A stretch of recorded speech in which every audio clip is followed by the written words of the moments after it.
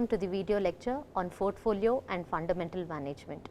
So, now before we move on, what do you mean by portfolio management? Let us first of all see what do you mean by investment in a common language.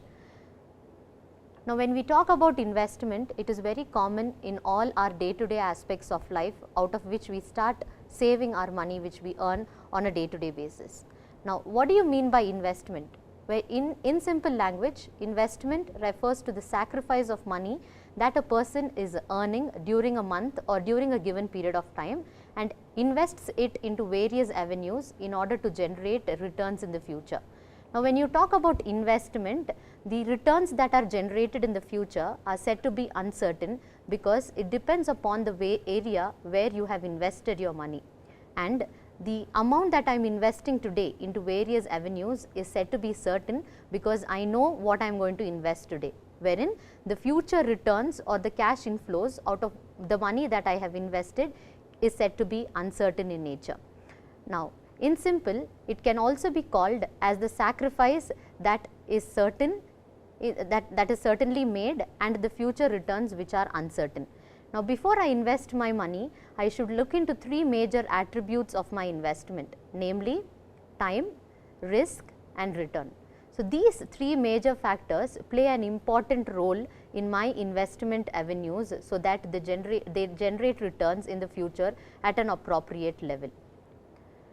Now, another important question when it comes to investment is why do we invest, or what are the objectives of any common man to invest their money into different avenues. So, the first major objective would be to maximize returns. Now, when we are talking about returns, returns can be generally of two types. One is regular return and secondly we call it capital appreciation. Let us understand returns with an example where I try to invest rupees 10,000 let us say into a fixed deposit of any nationalized bank. Then I know that my returns are certain because after a particular period of time I get back my principal amount as well as interest gets accumulated. So, such an example can be called as regular return. On another way round, capital appreciation refers to where you try to invest your money in purchasing of a land, for example, and when I try to sell the land after a period of a longer time, let us say after 2 years, I sell it for a period at a value of rupees 6 lakh.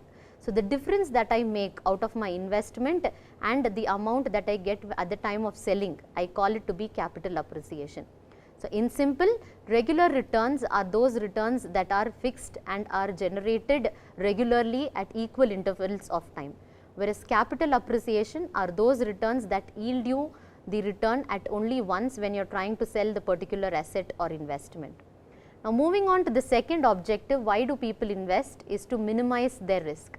Now, when I try to invest my money, I make sure that I do not invest into a single avenue, but I scatter my investments into different avenues so that the risk involved will be very less. Now, thirdly, the major objective of investment would be hedging against inflation. So, what do you mean by hedging against inflation is, when I try to invest my money and sell and generate a return out of it, I should make sure that the returns are higher than the current inflation rate, so that the money can be used effectively. The fourth important objective being to maintain liquidity.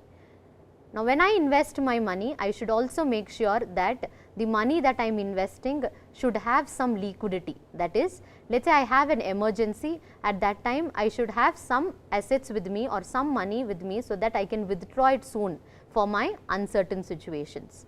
And at last, every people would try to invest their money into different avenues in order to have a tax saving. So, as we know that out of the income that we are earning, we are liable to pay tax to the government. So, under section 80C to 80U, we have various items that are listed by the income tax authorities, where we as an investor can invest our money into those avenues and get an advantage of tax. So, these were the major objectives why people invest their money into different avenues. Now, moving on to the concept of portfolio management. A famous saying says, a wise investor knows not to venture all his eggs in a single basket. Harry Markowitz. Harry Markowitz is said to be the father of portfolio management because he's propounded a theory called modern portfolio theory, where he helps us in diversifying our money into different avenues in order to maximize our returns and minimize our risk. So, with this quote, we will see what do you mean by a portfolio. A portfolio refers to a process where I as an investor try to diversify my money into different avenues, as I said, with the major objective of maximizing my returns and minimizing my risk. Now, as an investor, when I am investing into stock markets especially, I have to look into an analysis called fundamental analysis, or otherwise called economic, industry and company analysis. The other name for this analysis is also called as the top down approach. Now, when as an investor, when I am trying to invest my money into different avenues, especially stock markets, let us say shares, debentures, derivatives, currencies, etc., I try to do an analysis called economic, industry and company analysis. So, first let us see what do you mean by economic analysis and why do we do it. Economic analysis is an integral, so a stock market is said to be an integral part of an economy. So, when you try to analyze the economic conditions like GDP, inflation, the interest rate available, the savings pattern, the FDI inflows, etc., I generally try to analyze the economic situations at a macro level about a particular country. So, now why do investors do economic analysis is in order to know in which country they have to invest their money, so that the returns generated will be higher. Now, after you are completed with economic analysis, the next step is to do an industry analysis. Now, what do you mean by industry analysis is, we know that industries are a group of firms that carry out a similar kind of business. Once I select the economy where I am going to invest my money, under the country I should analyze what all industries are running, and among the industries I analyze the strengths, weaknesses and opportunities and challenges faced by each and every industry, so that I understand the future as well as the present trend of a particular industry. Now, after doing industry analysis, I come to a conclusion on what kind of industry should I invest my money. Now, once industry analysis is done, at last I move on to an analysis called company analysis.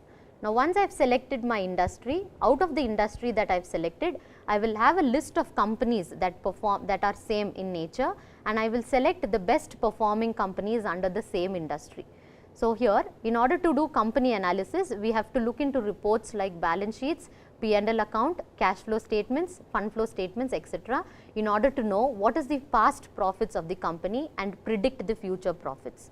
So, in simple, an EIC analysis helps an investor to know which country he has to invest his money into, followed by the industry where you have to invest your money so that your returns are higher. And after the industry is selected, I try to analyze which company is performing better out of the industries that are listed in the stock market. Now, one more important objective that everyone has to know why doing EIC is to know what do you mean by intrinsic value.